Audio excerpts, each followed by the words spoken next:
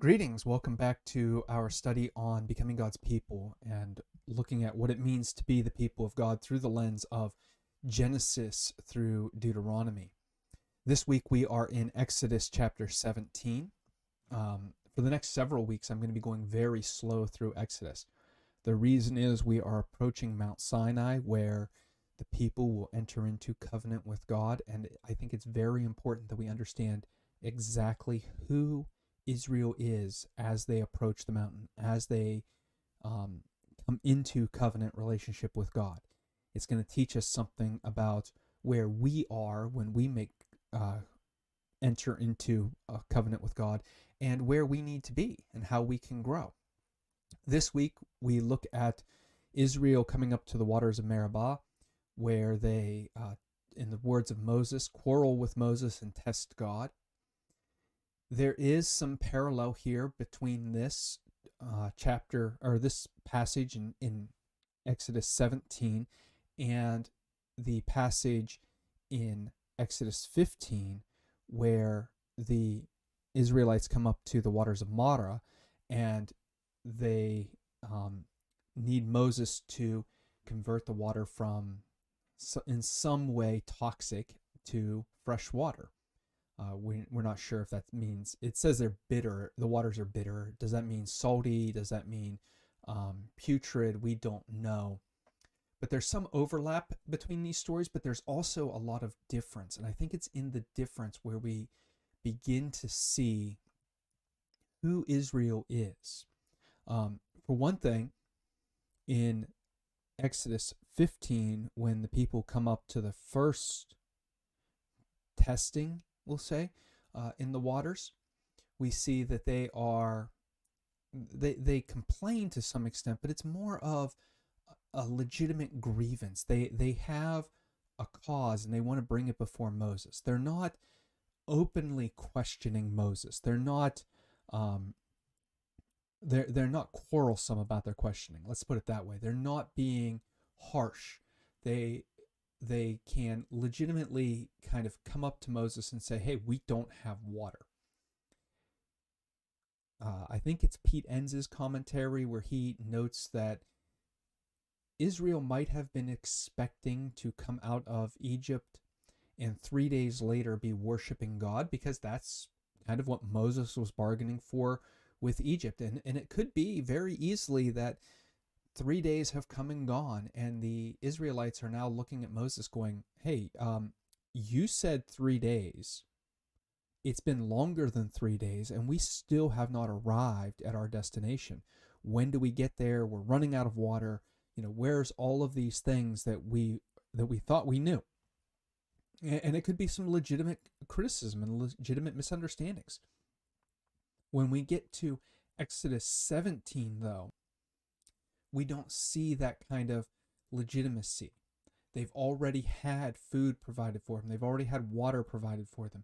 They should be understanding about God's provision, but they aren't. And we see this kind of transition in Exodus 16 where God provides food.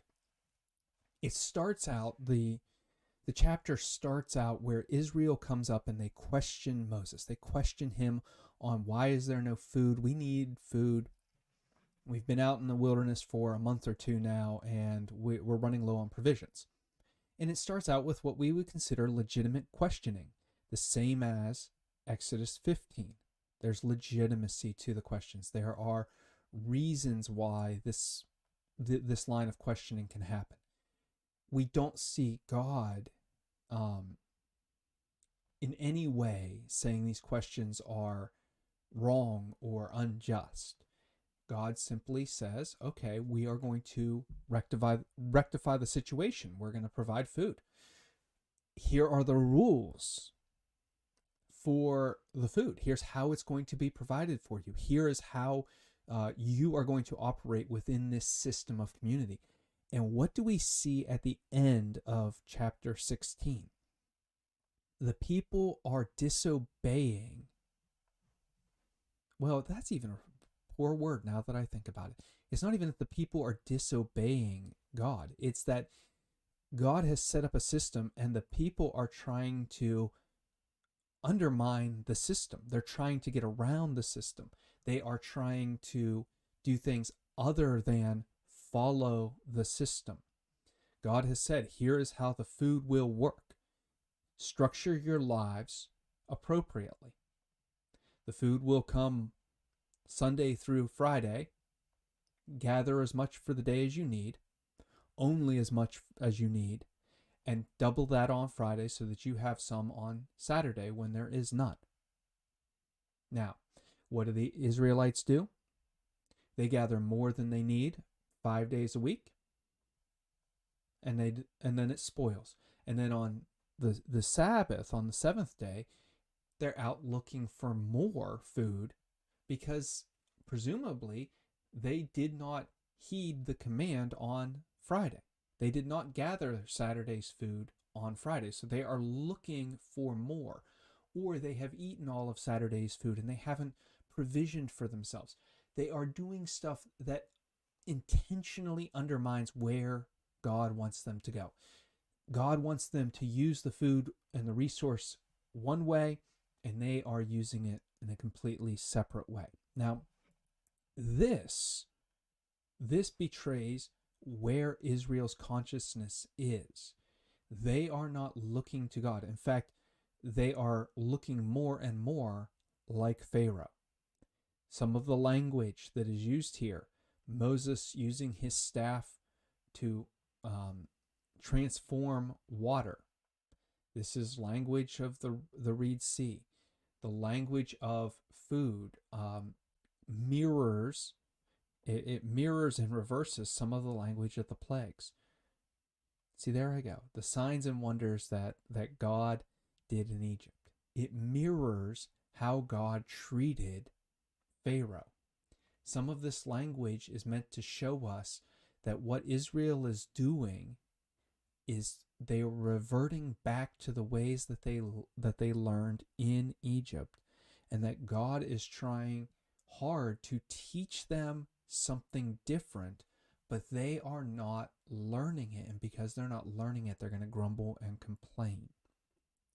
Now, that is the important lesson that kind of sets us up for chapter 17 and how God interacts with this particular scene of thirst.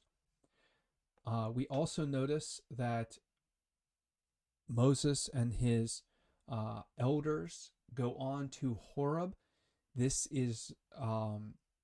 name is also identified with Sinai, so it might be that the people are camped at this point just outside of the mountain of Sinai. It could be that Horeb is a rather large geographical land and Sinai is the mountain within it.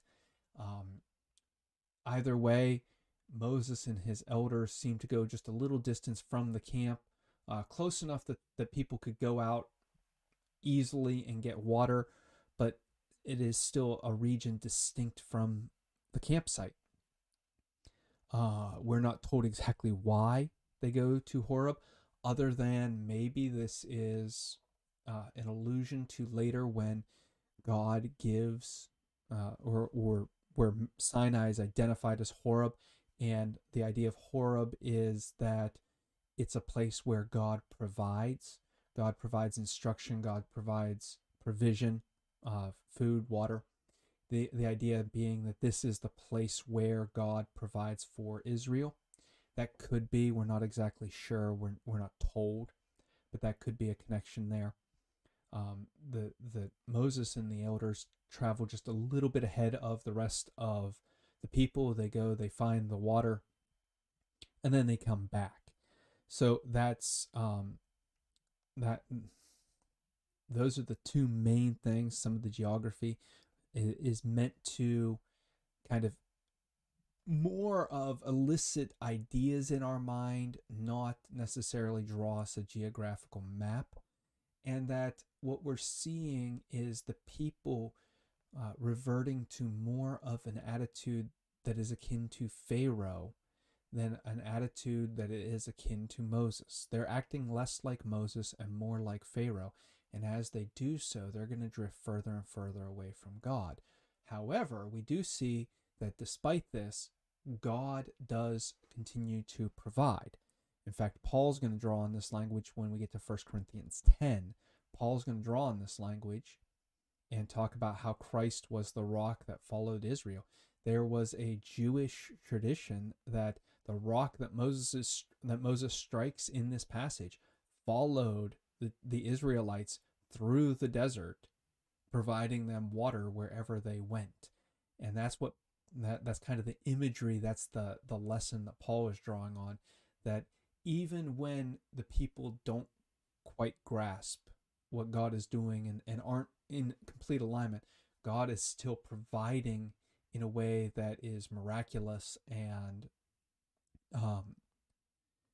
consistent, even when we don't deserve it. So anyway, that's the video for this week. I hope you're enjoying these. As always, if you have comments or questions, you can let me know in the chat. I'd like to handle those and interact with you on these. Do remember that questions are good. They're normal. They're how we learn about God and grow in God. So until we meet again, God bless.